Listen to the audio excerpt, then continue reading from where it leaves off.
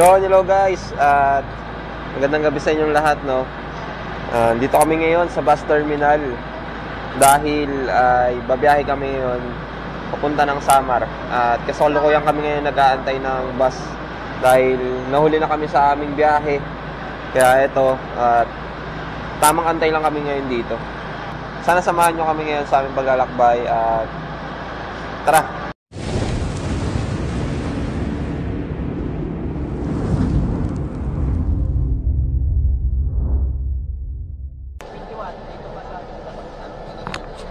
So yun, finally nakasakay na kami ng bus na.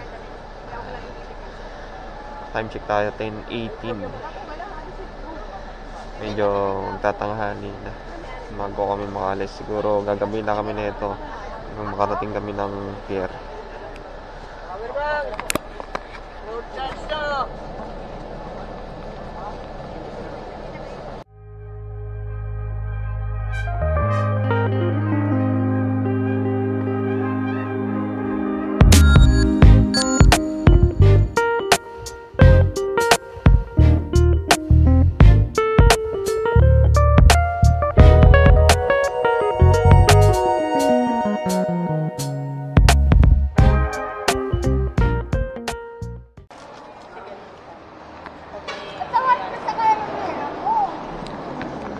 So yun, at nandito na kami ngayon sa may Pagbilao, Quezon.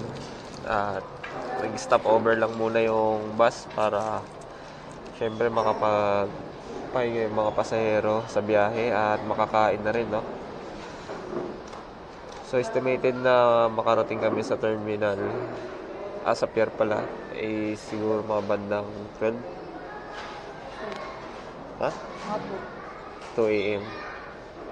Basta yun, mga madaling araw siguro. At eto, kape-kape lang muna.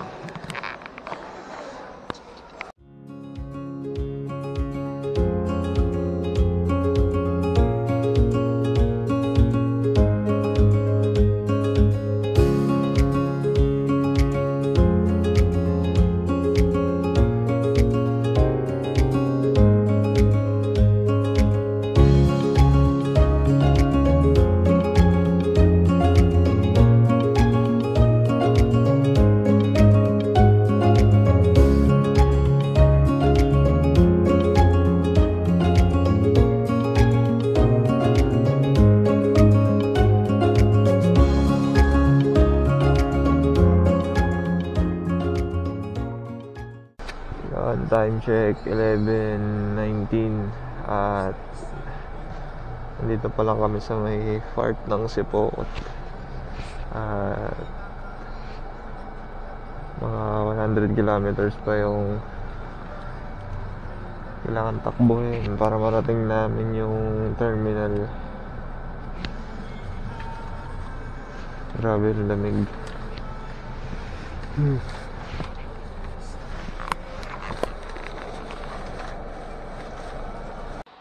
Yun, time check at pasado alas 5 na at nandito na kami ngayon sa boarding area para mag-antay na lang, no? Nakakapagod yung naging biyahe namin pero alam ko naman na magiging sulit to sa mga susunod na araw. Kaya tsaga-tsaga lang muna. At ngayon, antay lang muna kami na i-announce kung pwede na kaming lumabas para sumakay dun sa barko.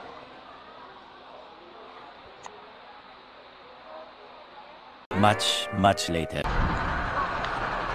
So time check tayo 12:55 at ayun, pasakay pa lang kami ngayon ng barko dahil nga medyo delay na yung dating ng sasakyan naming barko papunta ng Pambahasan.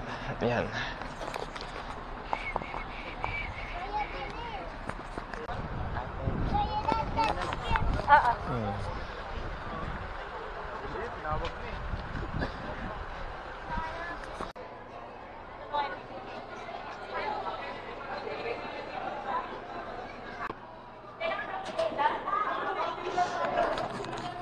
Bakit na kami?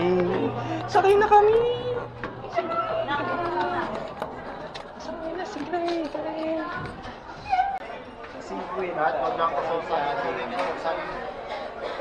Kasawsagan. Siya layo.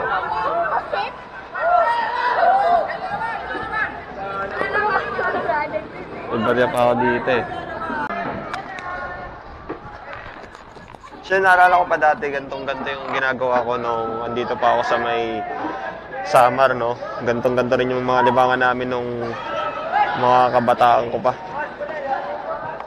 Maghapon kami, ayan, ganyan yung ginagawa namin. Naghapon kami ng mga pasahero dito sa barko na maghahagis ng mga barya.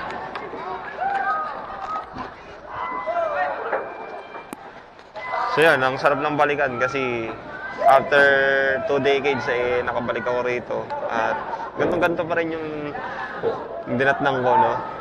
Kahit na sobrang tagal na. Ikaw maghagis. Isa-isa lang. Samo, kahit saan mahagis.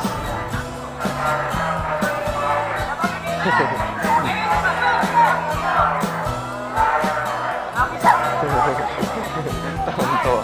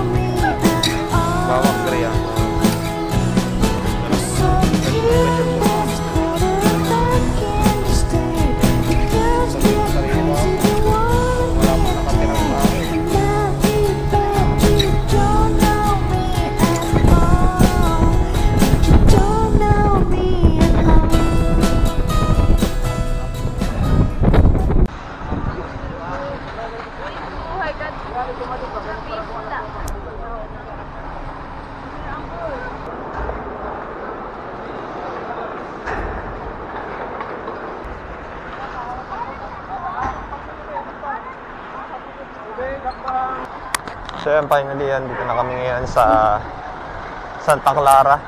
Kunin lang namin yung aming mga gamit.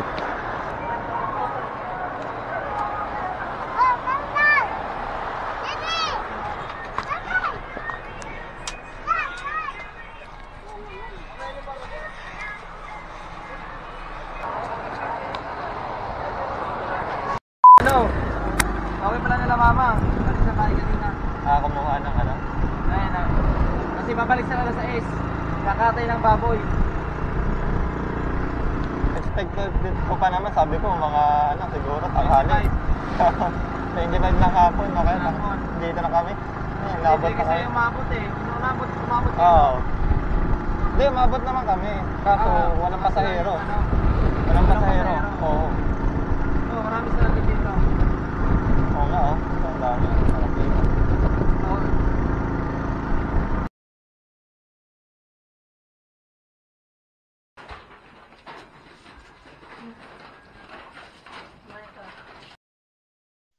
Sa buwan na to, ito na yung araw kung saan kinasal na ang aking kapatid.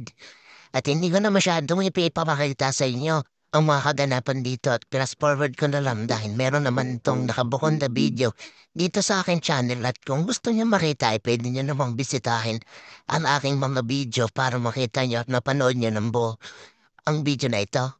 Yan, kung makikita nyo, napakaraming kaganapan ang nangyari. Konting salo-salo, pagsayaw ng groom at bride, pagbubukas ng regalo.